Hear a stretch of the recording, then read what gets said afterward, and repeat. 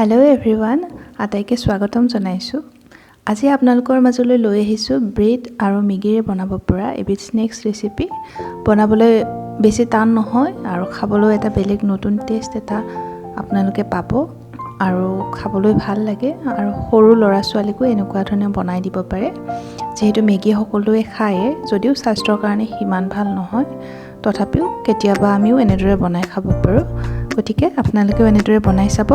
তেনেহ'লে ব'লকচোন আমি ৰেচিপিৰ মাজলৈ যাওঁ।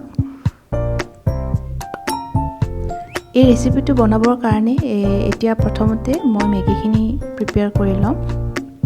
তাৰ বাবে মই কেৰাহীখনত অকণমান ৰিফাইন তেল দিছোঁ। আমি নৰ্মেলি মেগী যেনেকৈ বনাওঁ তেনেকৈ বনাই ল'ম। আপোনালোকে নিজৰ মতেও বনাব পাৰে। এতিয়া পিঁয়াজ দিছোঁ আৰু পিঁয়াজখিনি ভালদৰে ফ্ৰাই কৰি ল'ব লাগিব।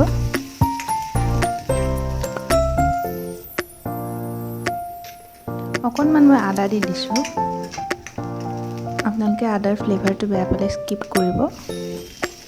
এতিয়া ইয়াতে মই এটা বিলাহী দি দিছোঁ কাটি লোৱা, আৰু গোটেইখিনি এনেদৰে ভালদৰে লৰাই দি দিছোঁ।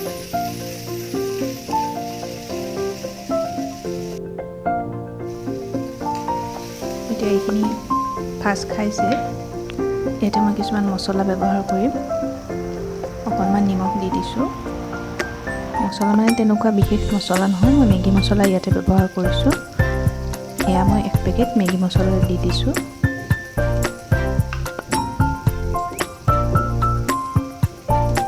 আৰু অকণমান হালধি। এতিয়া গোটেইখিনি ভালদৰে এবাৰ মিক্স কৰি দিছোঁ।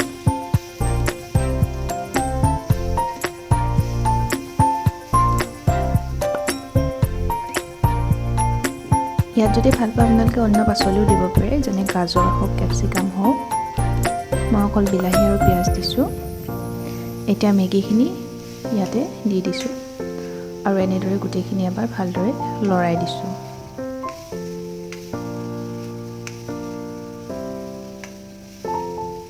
মেগী বেয়া পোৱা ল'ৰা ছোৱালী নাই বুলিয়ে ক'ব পাৰি, খুব কম সংখ্যকে বেয়া পায়। ইয়াতে মই এতিয়া পানী দিছোঁ আৰু গোটেইখিনি ভালদৰে সিজিবলৈ দিম। ডাঙৰবোৰে আমি মেগী খাই ভাল পাওঁ, গতিকে এইটো এটা ইউনিক ৰেচিপি হয়। এতিয়া আহক আমি ব্ৰেডখিনি প্ৰিপেয়াৰ কৰি লওঁ। ইয়াৰ বাবে মই 4 পিচ ব্ৰেড লৈছোঁ। এতিয়া এনেদৰে ব্ৰেডৰ ব্ৰাউন অংশখিনি আঁতৰাই ল'ম। এতিয়া এইখিনি এইদৰে বেলনামাৰীৰ সহায়ত অলপ বেলি ল'ম। এনেদৰে গোটেইখিনি ব্ৰেড মই অলপ বেলি ল'ম, যাতে এইখিনি অলপ শ্বেপ দিব পাৰোঁ।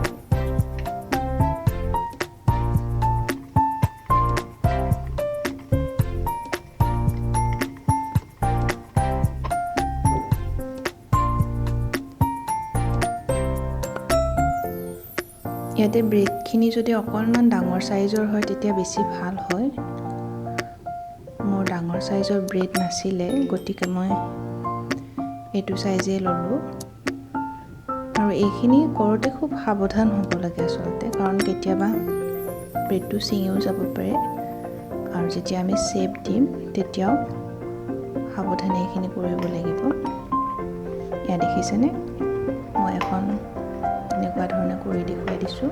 এনেকুৱা ফ্লেট হ'ব লাগিব ব্ৰেডখন। এতিয়া আমাৰ মেগীখিনিও ৰেডি হ'ব আৰু মেগীখিনি একদম ধুনীয়াকৈ কুক হ'ব লাগিব, যাতে সিজি যায় এইখিনি, আৰু পানীখিনিও শুহি যাব লাগিব।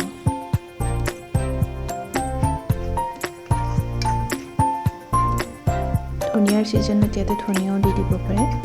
এতিয়া মই মেগীখিনিও হৈ গ'ল, এইখিনি ঠাণ্ডা হ'বলৈ দিম। এয়া মই এটা বাতিত ময়দা অলপ লৈ লৈছোঁ, প্ৰায় 2 চামুচমান। ইয়াতে অলপ পানী দি এটা মিক্সাৰ তৈয়াৰ কৰিম। মেগীখিনি অলৰেডি মোৰ ঠাণ্ডা হৈছে, আপোনালোকে দেখিবলৈ পাইছে। এতিয়া মই এখন ব্ৰেড লৈছোঁ আৰু ব্ৰেডটোৰ চাৰিওফালে এইদৰে ময়দা লগাই লৈছোঁ যাতে ই এটা আঠাৰ কাম কৰিব আৰু যেতিয়া আমি এনেদৰে চেপ দিম তেতিয়া ধুনীয়াকৈ লাগি ধৰিব। এতিয়া ইয়াতে মই অকণমান মেগী লৈছোঁ আৰু এইখিনি মই এটা ৰোলৰ চেপ দিছোঁ। খুব সাৱধানে দিব লাগে, অকণমান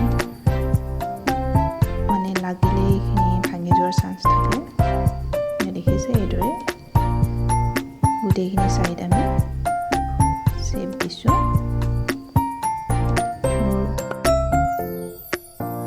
এতিয়া মই ময়দা লগাই চাৰিওফালটো বন্ধ কৰি দিছোঁ।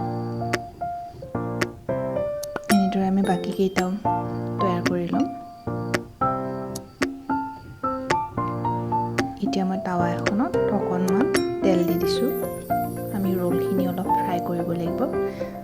এইখিনি ডিপ ফ্ৰাই নকৰিলেও হ'ব। এতিয়া এই বনাই লোৱা ব্ৰেডৰ ৰোলখিনি মই এইদৰে তেলত দি দিম আৰু ইলুটি সিলুটি কৰি দিম যাতে দুয়োফাল ধুনীয়াকৈ ব্ৰাউন কালাৰ হয়। দেখিছে খুব ধুনীয়া এটা ব্ৰাউন কালাৰ আহিছে। ডিপ ফ্ৰাই কৰিব নালাগে, এনেকুৱা ধৰণে কৰিলে খাবলৈ খুব ভাল হয়।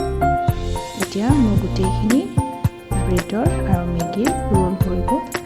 ইয়াক মই টমেটো কেটচাপৰ লগত পৰিৱেশন কৰিছোঁ। খাবলৈ ভাল হয়, আপোনালোকে নিশ্চয় এবাৰ ট্ৰাই কৰিব। আৰু এটা ইউনিক ৰেচিপি হয় মেগী আৰু ব্ৰেডৰ স্নেক্স ৰেচিপি। গতিকে আপোনালোকে ট্ৰাই কৰিব আৰু কেনে পালে জনাব। আৰু ভিডিঅ'টো ভাল লাগিলে লাইক শ্বেয়াৰ কমেণ্ট কৰিব, লগতে মোৰ চেনেলটো ছাবস্ক্ৰাইব কৰি দিব। ভিডিঅ'টো চোৱাৰ বাবে বহুত বহুত ধন্যবাদ।